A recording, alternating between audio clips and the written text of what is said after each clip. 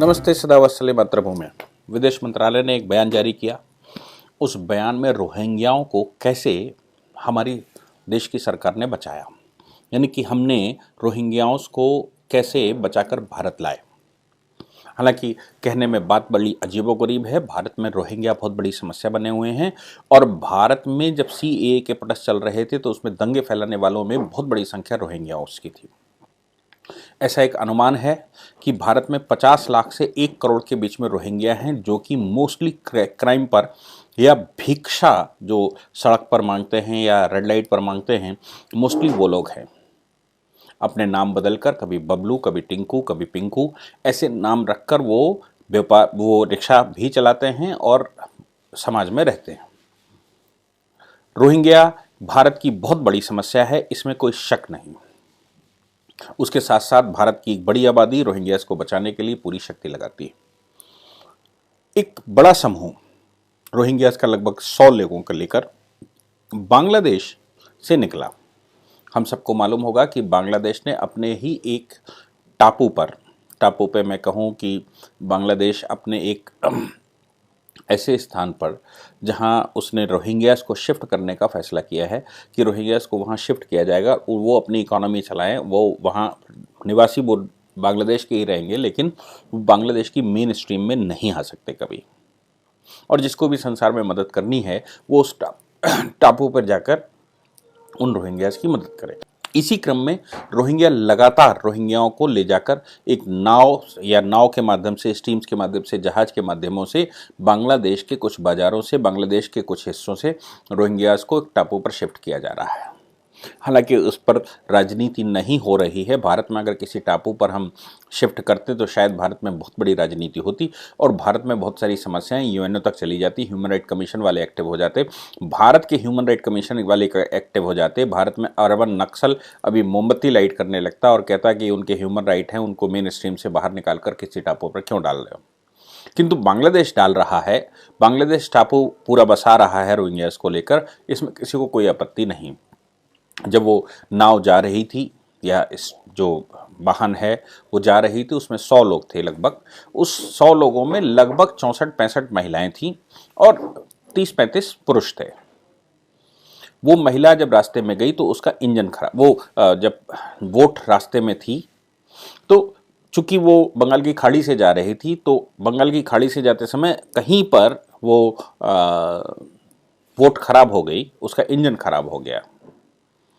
कहा यह गया है कि अंडमान निकोबार के जो वो खराब होने के बाद वो नाव भटक गई और भटकते हुए अंडमान निकोबार आइलैंड के या अंडमान, ये जो निकोबार का हमारा समुद्र है, निकोबार समुद्र में वो कहीं फंस गई। UNO में उसकी कोई सूचना किसी प्रकार से गई, UNO ने उनसे कम्युनिकेट करने की कोशिश की। वो शरणार्थी थे।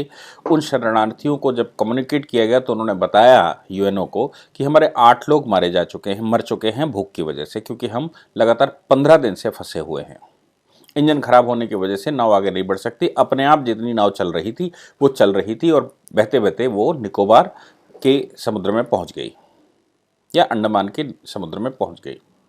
अब अंडमान का समुद्र तो हमारे जुरिडिक्शन में आता है। उस समय कोस्ट गार्ड थोड़ा एक्टिव नहीं रहे होंगे, ये उनकी विफलता है, नहीं तो उन लोगों की वहाँ पर दूर से ही गोलियां चलाकर या उनकी गिरफ्तारी हो जानी चाहिए थी।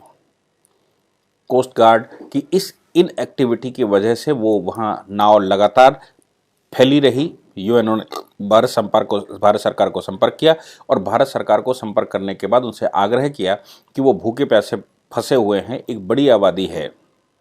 अब 64 के लगभग महिलाएं और 26 के लगभग पुरुष उसमें बचे हैं, बाकी 8 लोग मर चुके हैं। भारत सरकार की संवेदनशीलता देखिए कि जैसे ही UNO की खबर आई तो कोस्ट गार्ड एक्टिव हुआ और कोस्ट गार्ड वहां पर जाकर उस नाव को बचाकर लाया। उन लोगों को भोजन पानी दिया, उन लोगों को दवाइयाँ दी। दवाइयाँ देने के बाद उनके स्वास्थ्य वगैरह चेक किया गया और उसके बाद विदेश मंत्रालय का कहना है, भारत सरकार का कहना है कि अब इनको पुनः जहां पर ये जा रहे थे उन स्थानों पर भेज दिया जाएगा भारत सरकार की तरफ से।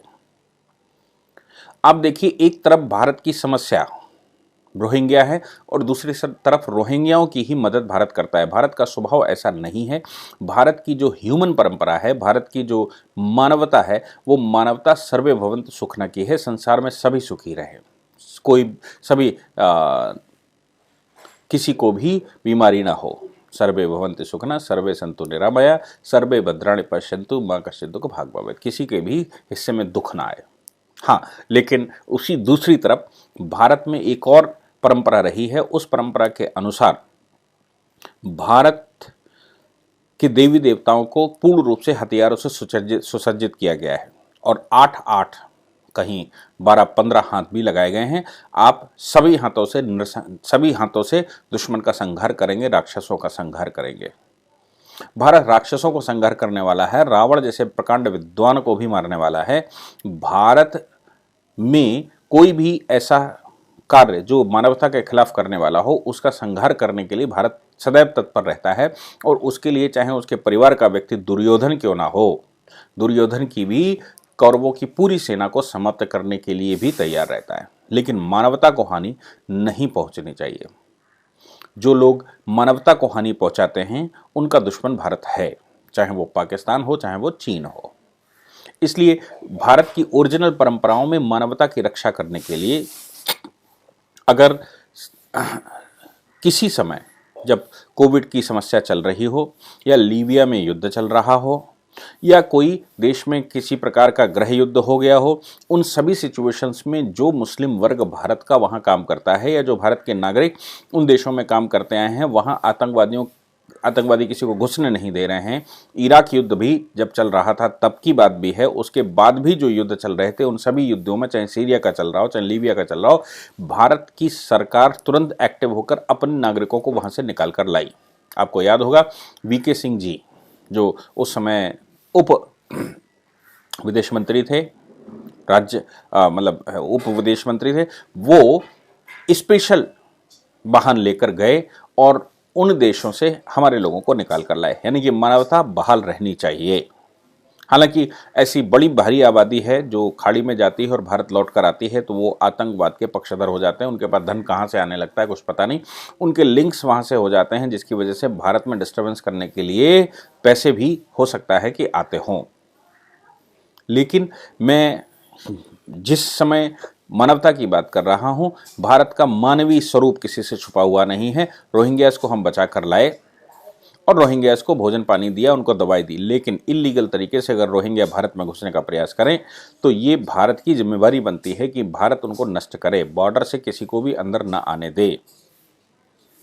ऐसी परिस्थिति में जब हम CAA का कानून पास करते हैं और जो इलीगल भारत में घुसा हुआ है उसको हम उसके देश में वापस भेजने की बात करते हैं, उसको डिटेंशन सेंटर में डालने की बात करते हैं, तो भी भारत का मानवीय स्वरूप देखिए कि भारत के लोग इसके सरकार के विरुद्ध खड़े हो जाते हैं। हालांकि उनको भारत का स्ट्रक्चर नहीं मालूम, उनको भारत की परंपराएं नहीं मालूम, उनको भारत की व्यवस्था नहीं मालूम, इसलिए भारत की व्यवस्था न जानने की वजह से वो इस प्रकार की बातें करती हैं। भारत का मानवीय स्वरूप है, उस मानवीय स्वरूप में भारत सदैव ही सबकी मदद करने के लिए तैयार रहता है। लेकिन अगर भारत में कुदृष्टि से कोई देखता है, यदि भारत में डिस्टर्बेंस करने की दृष्टि से कोई देखता है, तो भारत का अपना स्वभाव है कि भारत फिर उसको बख्शता नहीं है।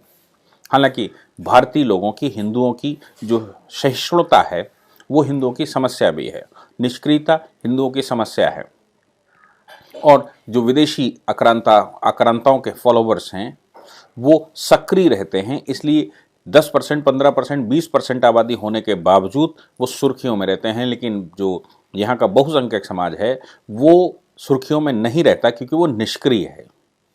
उनको सक्रिय होने की आवश्यकता है, तभी आप देश को सही से चला सकते हैं, देश में मैसेज दे सकते हैं। और जो बिगड़ गए हैं, जो विदेशियों के हाथ में चढ़ गए हैं, जो विदेशी रिलीजन्स को मानकर वो परंपराएं भारत में डालना चाहते हैं, भारत की ओरिजिनल परंपराओं को बदलना चाहते हैं, उन सभी को अगर सही से वापस करना है, उनको सही से भारतीय संस्कृति समझानी है तो 80% आबादी को सक्रिय होना पड़ेगा। 80% आबादी जब सक्रिय हो जाएगी तो अपनी सज्जन शक्ति के बल पर वो उन लोगों को विदेशी जो प्रभाव है या विदेशी रिलीजन में वो प्रभाव में ऐसा करते हैं उनसे वो वापस लाए जा सकते हैं।